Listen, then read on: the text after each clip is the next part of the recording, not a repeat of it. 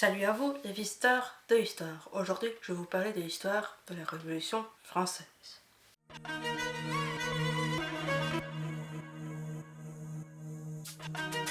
La Révolution française commence en 1789 et se finit en 1799. Elle met fin à l'Ancien Régime et notamment à la monarchie absolue, qui est remplacée par une monarchie constitutionnelle qui dure de 1789 à 1792 et par la suite la Première République.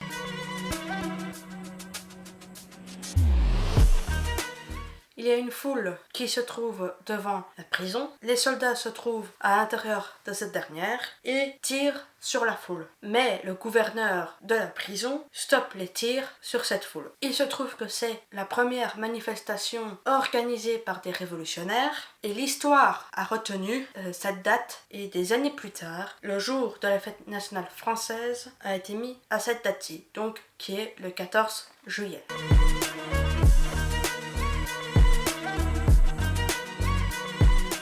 Après des années de révolte, de mort, etc., le directoire qui a été mis en place en 1795 prend fin en 1799. Et donc, la fin de la Révolution est prise par Napoléon et dit, je cite, « Citoyens, la Révolution est fixée aux principes qui l'ont commencée, elle est finie. » Et le consulat est mis en place.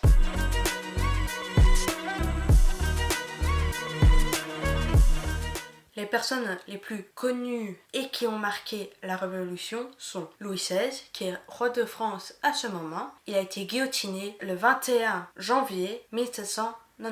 Marie-Antoinette, qui est la femme de Louis XVI, mais qui est aussi reine de France, a été guillotinée le 16 octobre 1793. Mirabeau est un diplomate et homme politique français. Il est une figure de la Révolution car il est l'un des pères fondateurs de la Révolution française et un partisan de la monarchie constitutionnelle. Robespierre est un homme politique et avocat français. Il est l'une des principales figures de la Révolution. Il est mort guillotiné le 28 juillet 1794. Il est appelé l'incorruptible. Marat est un journaliste. Il joue un rôle de premier plan dans les premières années de la Révolution grâce à son journal L'Ami du Peuple. Il est mort assassiné dans sa baignoire. Danton est un avocat français. Il est une figure majeure durant la Révolution. Il est mort guillotiné le 5 avril 1794. Et enfin, Camille Desmoulins est un journaliste et révolutionnaire français. Comme Danton, il est une figure majeure de la Révolution. Il est mort guillotiné le 5 avril 1794. Je vous revois pour une prochaine vidéo et à bientôt.